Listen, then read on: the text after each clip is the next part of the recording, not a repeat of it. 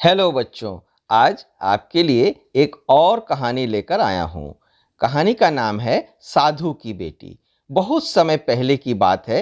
एक साधु अपनी पत्नी के साथ नदी के तट पर रहता था। उन दोनों की कोई संतान नहीं थी। उनकी बड़ी इच्छा थी कि कम से कम एक संतान उनके यहाँ जरूर हो।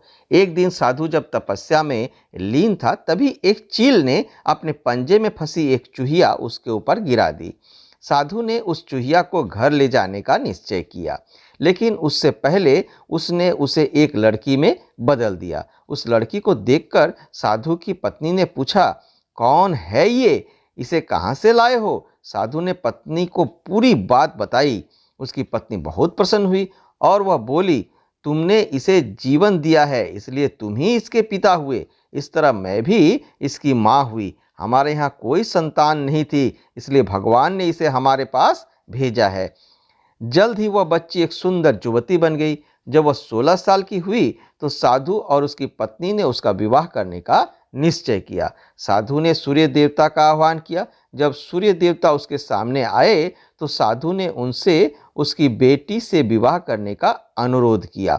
हालांकि लड़की को यह विवाह अच्छा नहीं लगा और उसने कह दिया, क्षमा कीजिए, लेकिन मैं सूर्य देवता से विवाह नहीं कर सकती क्योंकि वह बहुत गर्म है। निराश साधु ने सूर्य देवता से कहा कि अब वही उसकी लड़की के लिए कोई सुयोग्य वर सुझाए।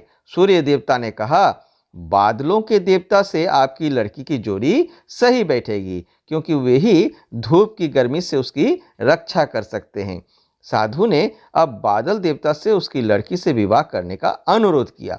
इस बार भी लड़की ने विवाह करने से इनकार कर दिया और बोली, मैं इस काले व्यक्ति से विवाह नहीं करूंगी। इसके अलावा बादलों की गरज से मुझे डर भी लगता है। साधु फिर से उदास हो गया और उसने बादल देवता से अनुरोध किया वे ही कोई सुयोग्य वर सुझाए। बादल देवता ने कहा, पवन देवता के साथ इसकी जोड़ी अच्छी रहेगी क्योंकि वह आसानी से मुझे उड़ा सकता है। साधु ने अब पवन देवता से विवाह का अनुरोध किया। इस बार भी लड़की ने विवाह से इनकार कर दिया और बोली, मैं ऐसे अस्थिर व्यक्ति से विवाह नहीं कर सकती जो हर समय यहाँ वहाँ उड़ता रहता हो। साधु को बहुत दुख हुआ और वह अब काफी परेशान भी हो गया। साधु ने पवन देवता से ही कोई सुयोग्य वर सुझाने को कहा। पवन देव ने जवाब दिया, पर्वतों के राजा बहुत मजबूत और स्थिर हैं। वे बहती हुई हवा को भी आसानी से रोक सकते हैं। उनसे आपकी लड़की की जोड़ी सही बैठेगी।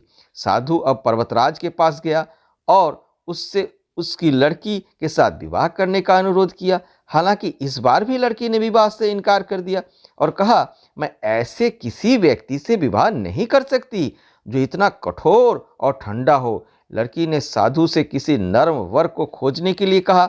साधु ने पर्वतराज से सलाह मांगी। पर्वतराज ने जवाब दिया, किसी चूहे के साथ ही आपकी लड़की की जोड़ी अच्छी रहेगी क्योंकि वह नर्म भी है और आसानी से किसी पर्वत में भी बील बना सकता है। इस बार लड़की को वर पसंद आ गया। साधु काफी हैरान हुआ और बोला, भाग्य का खेल कितना निराला है। तुम मेरे पास एक चूहिया के रूप में आई थी और मैंने ही तुम्हें लड़की का रूप दिया था। चूहिया के रूप में जन्म लेने के कारण तुम्हारे भाग्य में चूहे से ही विवाह करना लिखा था और वही हुआ। भाग्य में जो लिखा था वही हुआ। साधु ने फिर से प्रार्थना शुरू कर दी और लड़की को दोबारा चूहिया बना दिया। इस कहानी से क्या सीख मिली? मोरल ऑफ द स्टोरी यह है कि भाग्य कभी नहीं बदलता। अगर आपको कहानी पसंद आई हो तो लाइक, सब्सक्राइब और कमेंट्स जरूर कीजिए।